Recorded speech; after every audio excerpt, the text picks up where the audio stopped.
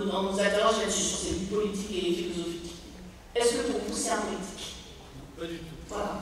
Enfin, pas du tout. Nous sommes tous des politiques. Hein. On ne va pas échapper aux politiques complètement. Mais sa vision n'est pas politique. Je l'ai répété à propos d'ailleurs du non-conformisme ce matin, etc. C'est un non-conformiste, si l'on veut, par rapport aux opinions reçues, par rapport à tout ce qui traîne, etc. Mais non, moi je ne pense pas qu'il ait une pensée politique. Il a des propositions politiques, d'organisation de la société. Qu'est-ce que c'est la politique? Il n'a jamais voulu jouer un rôle, après son retour en Russie, un rôle politique. Il voulait pouvoir délivrer un message qui serait immédiatement entendu. Est-ce que ce message était suffisamment d'ailleurs constructif? Je ne peux pas le dire, pas nécessairement le dire. Il a été un peu déçu de n'avoir pas été écouté. Mais que veut dire être écouté? Il faut encore faire passer les choses dans la réalité sociale. Ça, c'est encore un autre problème. Il avait raison d'attirer l'attention sur c'est ce qu'on appelle le Zemstvo, c'est-à-dire le gouvernement à la base, la démocratie à la base. Quand on dit qu'il n'est pas démocrate, c'est parce qu'il pense qu'il est trop tôt il était trop tôt ou peut-être insuffisant d'adopter la démocratie parlementaire. Enfin, la démocratie parlementaire, actuellement, est aussi un peu en crise dans le monde entier. Il n'y a plus cette opposition entre la gauche et la droite. On cherche un centre qui s'évade, qui s'évacue. Donc, si vous voulez, je pense que c'est essentiellement, du point de vue politique, quelqu'un qui propose la liberté de l'homme et la responsabilité de l'homme. C'est-à-dire, justement, comment, avant qu'on revienne éventuellement sur un certain nombre de points, comment, ça n'est pas la politique, mais qui aborde des questions politiques, qu'est-ce qu'il est pour vous? Est-ce que vous avez dit c'est un écrivain et pas un historien?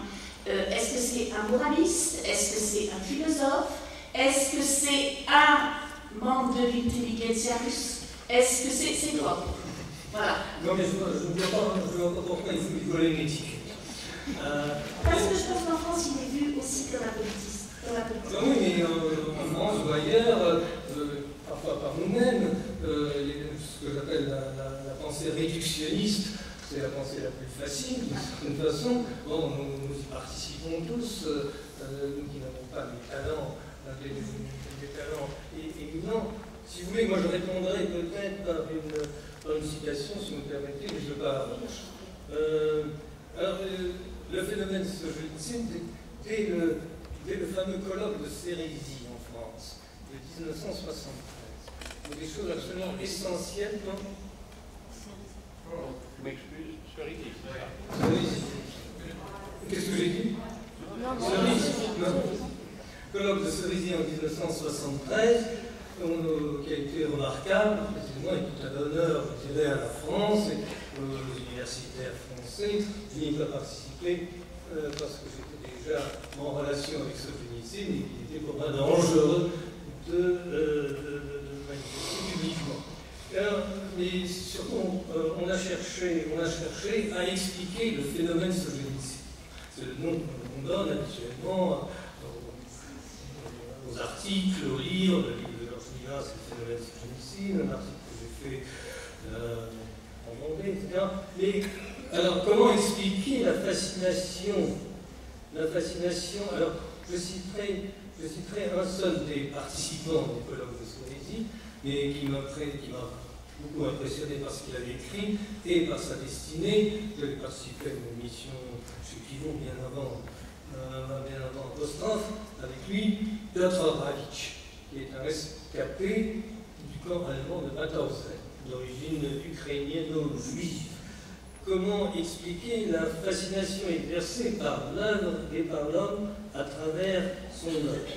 Il dit « Je prévois que la formule que je vous proposerai est susceptible de provoquer des sourires, sinon des ricanements. Mais j'en prendrai le risque en disant que nous avons devant nous un cas peut-être unique à notre époque. » Et ça, c'est l'unicité du phénomène Solzhenitsyn. Alors, je continue. Piotr Halicz, maintenant, il est décédé, il est décédé tragiquement. Nous avons devant nous, dit Halicz, un cas unique à notre époque et rarissime dans l'histoire des lettres, où l'esthétique et l'éthique se confondent au point de créer une entité originale et grandiose. À ce point qu'en relisant récemment Solzhenitsyn, il m'est arrivé de me demander si la sainteté dans certaines conditions ne peut pas être considérée aussi comme une catégorie, une valeur esthétique. Elle l'est apparemment lorsqu'elle imprègne une œuvre et parvient à lui octroyer un rayonnement, une puissance de suggestion exceptionnelle. Et voici comment se présentent à mes yeux les traits de cette sainteté après chaque dépouillement, continuer à aimer ce qui reste et le souvenir ou même l'oubli créateur de ce qui a été, de ce qui a été. Voilà comment je conçois, je termine là, le cas Solzhenitsyn, je plaide coupable. Dire Halicz. Vouloir conceptualiser à tout prix ce phénomène, c'est déjà le trahir. Il ne me reste en fin de compte que ce terme si peu scientifique, si indéfinissable, si vulnérable, la sainteté. Je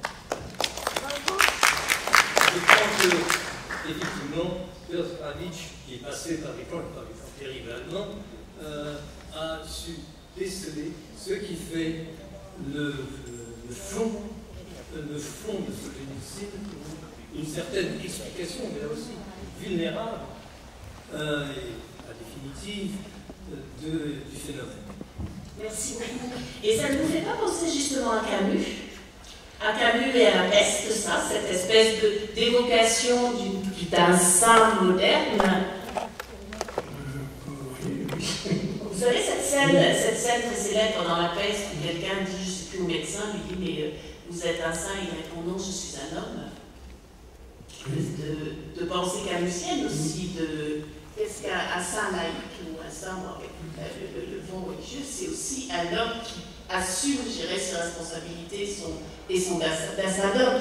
Donc en tout cas, on se rend compte qu'on est bien au-delà des catégories politiciennes, simplistes, même, je dirais, intellectuelles, de droite, de gauche, de ceci, de cela, avec ce phénomène qui est unique. Et je crois que c'est un peu aussi la tradition des grands écrivains russes, c'est-à-dire on peut considérer que c'est presque le dernier écrivain et qui parle un peu pour les autres, et surtout dans des situations comme était la situation de l'Union soviétique ou d'autres cas, je sais pas, Tolstoï, des fois Dostoïevski, des gens qui parlent pour tout le monde, et, qui sont les héros, qui disent les choses. Et ça, c'est vraiment, je pense que c'est un peu ça, la façon dont Solzhenitsyn peut avoir des idées politiques ou des idées philosophiques. Moi, je me rappelle une chose vraiment que j'ai vue. J'étais pendant à peu près une semaine au moment de son 90e anniversaire, et on l'a suivi un peu partout. Et je me rappelle d'une soirée à la Taganka, il y avait une soirée en hommage à Solzhenitsyn, et il a fait un discours sur l'état de la Russie.